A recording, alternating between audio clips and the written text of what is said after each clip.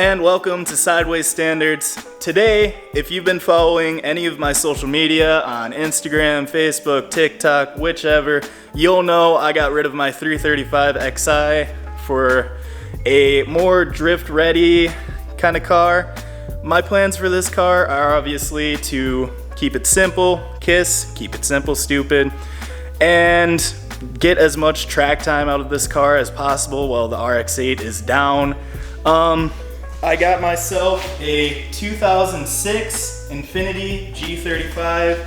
It is obviously a 6-speed for drifting, rear wheel drive. It's a really great platform. Everyone's going to it right now.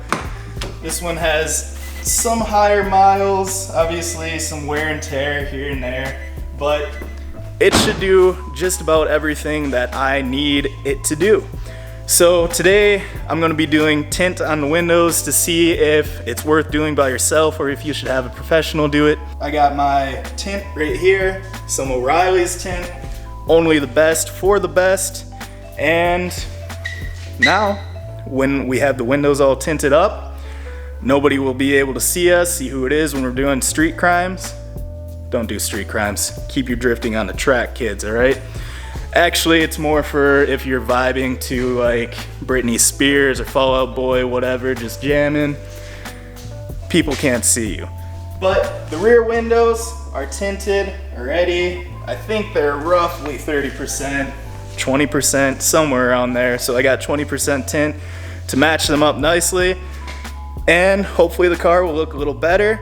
And then that's all I have for now. So I'm gonna get to it. So in the handful of times that I've tinted, I've learned a couple of things. Like, I can't do curves. I cannot do rear windows to save my life. So right now, luckily for me, those are done.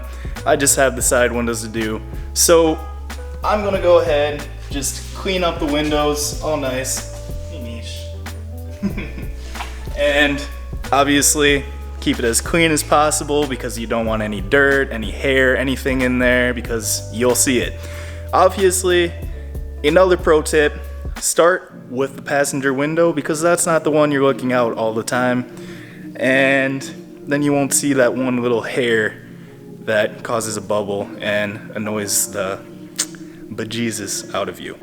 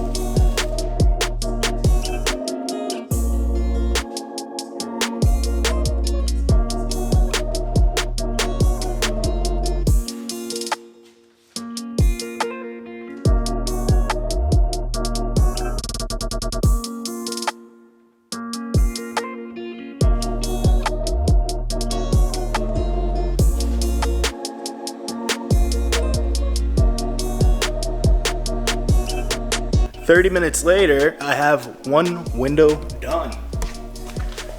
Turned out good, edges are good. Only thing is there's a little kind of hair deal there, but otherwise it turned out all right. Now just one more to go.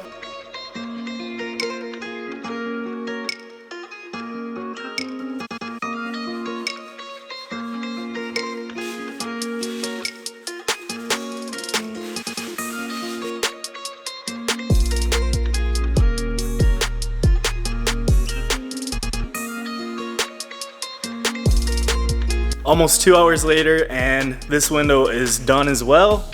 It turned out exactly the same as the other side. A couple little minor blemishes, a little dust, whatever. But it's definitely not the worst tint I've ever seen, but it's not the best either. If you want like absolute like chef's kisses kind of tint, I definitely would have a professional do it. It's gonna cost a little bit just to have materials, and you're gonna have a lot of time in it because it takes a lot of patience and time, obviously, to work those fingers out. So if you don't have all of the above, I definitely would just recommend professional. So now, this car obviously is gonna get a handbrake and some other little mods for it to make it a little more track worthy. So stay tuned for that. Thanks for watching, and now I'm gonna find out if this car has a limited slip diff or not.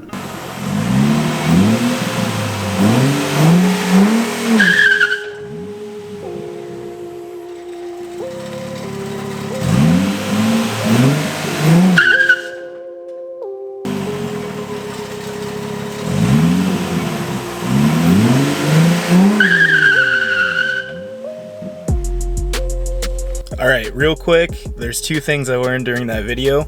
One, the DSC or VDC button does not fully disable the ABS and traction control, as you could see.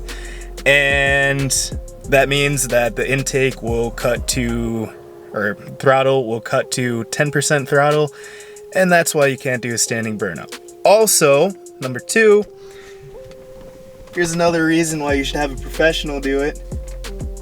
I noticed this. This is almost a week later. Yeah.